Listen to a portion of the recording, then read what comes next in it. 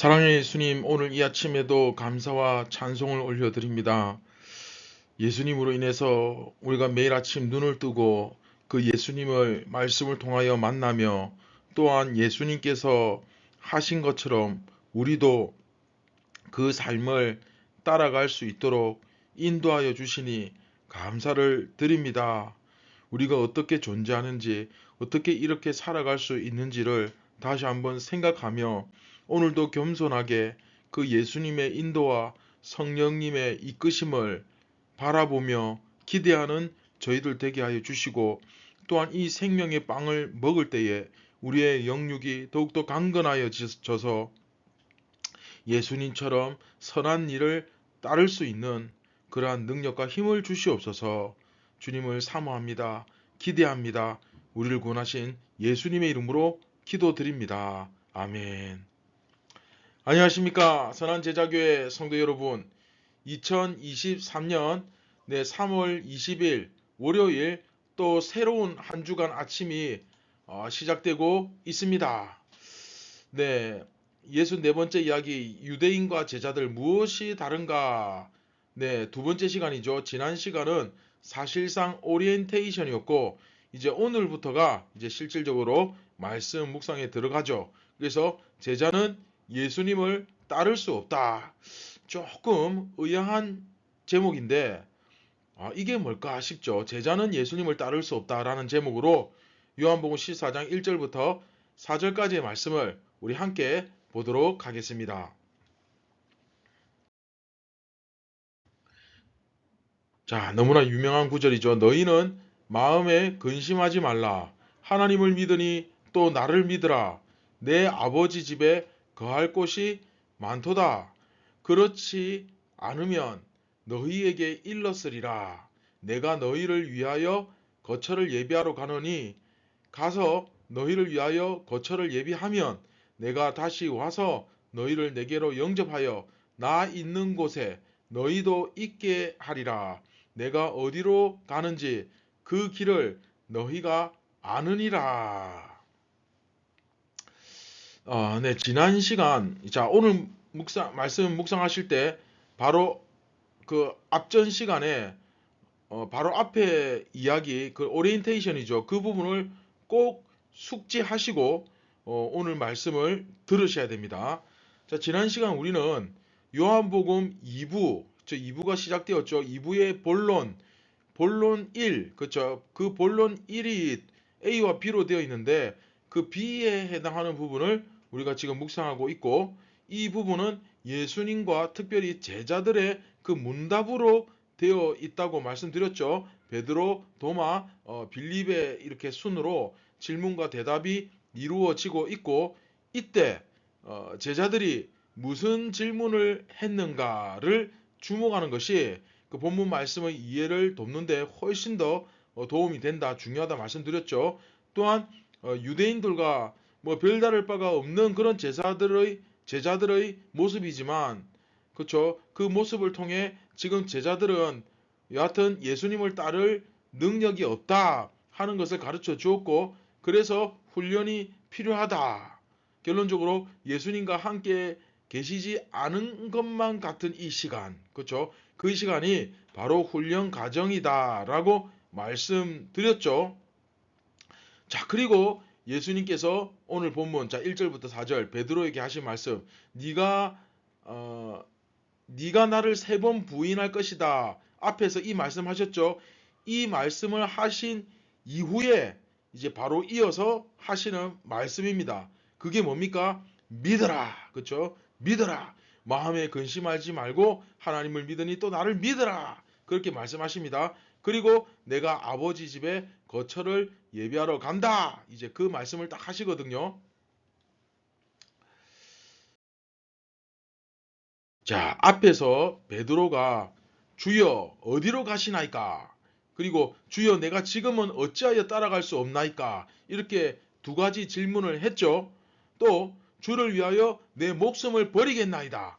아예 호언장담을 했었는데, 이제 이에 예수님이 우선 베드로가 예수님을 3번 부인할 것을 말씀하시면서 뭐라고 말씀하십니까? 너는 나를 따라올 능력이 있다 없다? 없다. 네가 나를 위해서 목숨을 버릴 수 있겠느냐? 너는 그런 능력 없다. 이것을 딱 가르쳐 주셨죠. 이게 이제 그 우리가 앞에 본문 이야기입니다. 그러나 이제 단순히 너는 할 수 없어.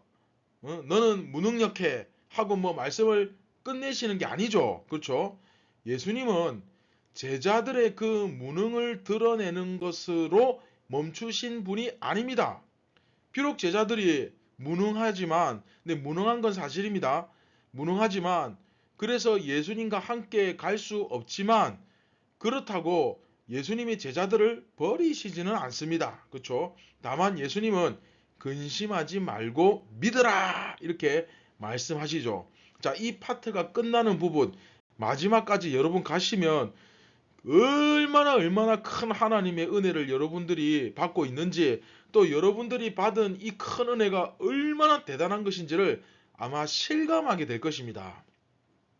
자, 다시 본문으로 돌아와서, 자, 베드로가 물었죠. 어디로 가십니까? 왜 우리는 못 따라갑니까? 이런 질문을 할 때 사실은 예수님께서 답을 주셨습니다. 답을 주시는 셈이죠. 자, 한번 보십시오. 어디로 가십니까? 아버지의 집으로 간다. 또 왜 우리는 못 따라갑니까? 너희들의 거처를 마련하러 가기 때문이다. 이렇게 대답을 해주십니다. 그렇기 때문에 지금은 같이 갈 수 없지만 예수님께서는 반드시 다시 오셔서 제자들을 이끌어 주실 것이다 라는 메시지가 여기서 주어지고 있죠. 자, 본문 이해하셨죠? 자, 특별히 여기서 아버지의 집이라는 표현이 있는데, 자, 이것은 좀 중의적인 아이러니가 들어 있습니다. 좀 복합적이죠. 아버지의 집. 자, 아버지의 집, 그러니까 하나님 아버지의 집이잖아요. 이것은 언뜻 생각하면 성전을 의미할 수 있습니다.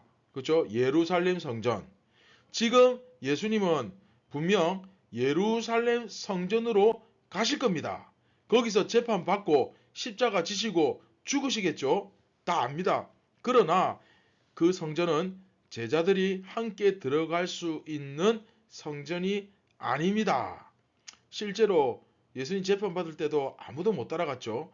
제자들도 다 뭐 유대인이니까 당연히 뭐 성전에 들어갈 수 있는 거 아니냐, 뭐 그렇게 생각할 수 있겠지만, 예수님께서 궁극적으로 가시는 그 성전은 제자들이 함께 들어갈 수 있는 성전이 아니죠. 그렇죠? 지금 무슨 얘기 하시는지 아시겠죠? 그래서 저자 요한은 베드로의 질문과 그리고 예수님의 예언, 그리고 이 대답을 통해서 제자가 예수님을 따를 수 있는 것이 아니고, 자, 중요합니다. 제자가 예수님을 따를 수 있는 것이 아니고 예수님이 제자들과 함께 하신다라는 사실을 보여주고 있는 것입니다. 자, 다시 한번. 제자가 예수님을 따를 수 있는 것이 아니고, 그렇죠? 누가? 그렇죠? 예수님이 제자들과 함께 하시는 것이다. 우리 인간의 눈으로 볼 때, 인간적으로 볼 때 예수님은 제자들 사이에 안 계신 것 같습니다. 그러나 예수님은 잠깐 제자들을 떠나시는 것일 뿐이고, 제자들을 위해서 처소를 예비하신 후에 다시 오셔서 제자들을 이끄실 것입니다. 그 메시지를 여기서 주고 있는데, 이후에 도마와 빌립의 질문에 의해서 계속 이것이 반복이 되면서, 어떤 것이? 인간의 눈으로 볼 때 예수님은 제자들 사이에 안 계신 것 같다. 그러나 예수님은 아주 잠깐 제자들을 떠나시는 것일 뿐이고, 제자들을 위해서 그 처소를 예비하신 후에 다시 오셔서 제자들을 이끄실 것이다. 이 메시지가 이후에 도마와 빌립과 계속 그 질문에 의해서 이것이 반복되면서 이 메시지가 계속 주어집니다. 또 마찬가지로 유대인들과 제자들이 그다지 다르지 않다, 다를 것이 없다 라는 사실도 계속 함께 반복되고 있습니다.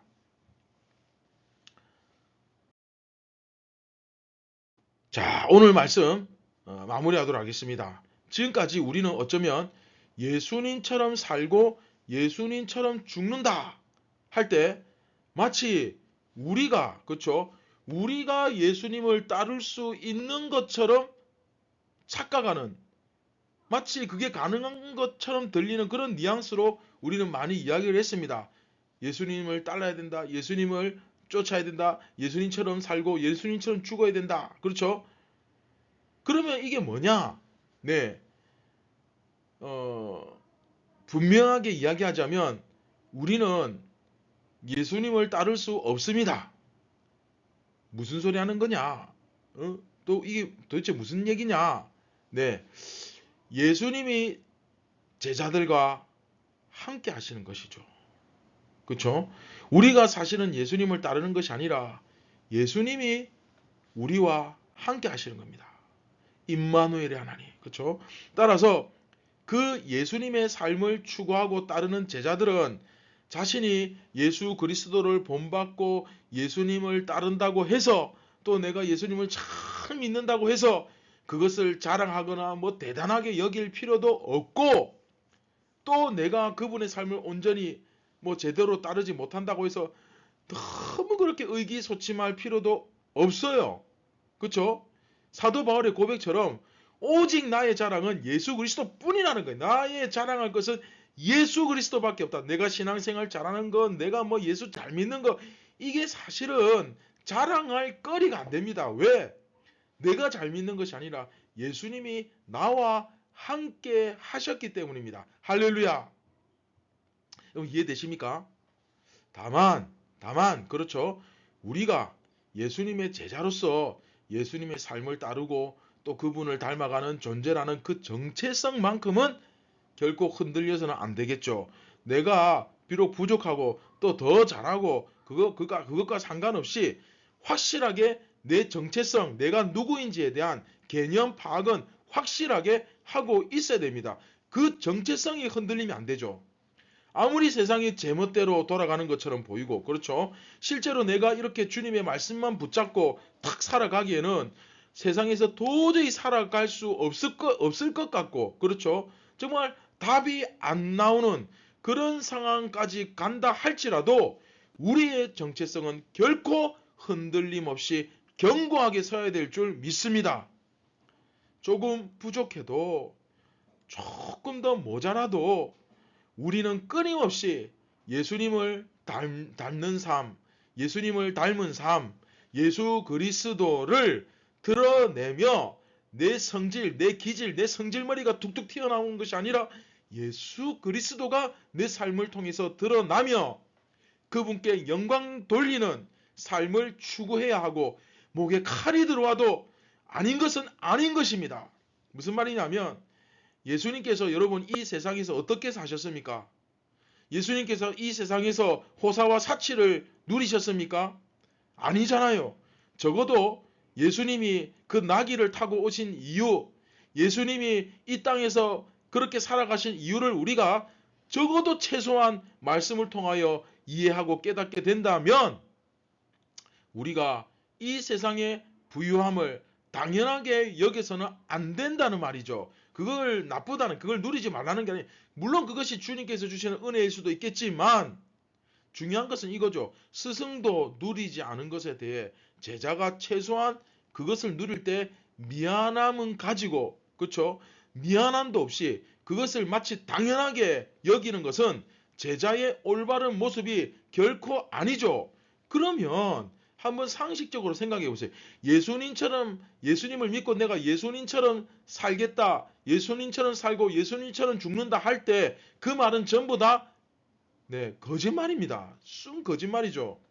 그러면 그 사람의 신앙 또한 거짓 신앙이죠. 여러분, 미안함과 부족함을 느껴야 합니다. 결코 당연한 것이 아닙니다. 당연하지 않은 것을 당연하지 않게 느껴야 된다는 말입니다. 사랑하는 선한 제자교회 성도 여러분, 예수님은 반드시 다시 오셔서, 여러분 믿으십니까? 반드시 다시 오셔서 우리를 이끄실 것입니다.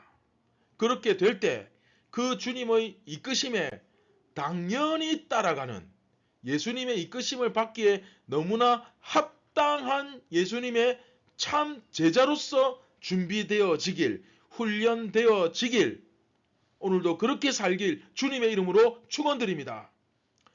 전혀 예수님의 제자 같지도 않은 그런 모습을 해가지고서는 예수님 앞에서 예수님 나타나실 때, 다시 오실 때 주여 주여 하는 것이 무슨 의미가 있겠습니까?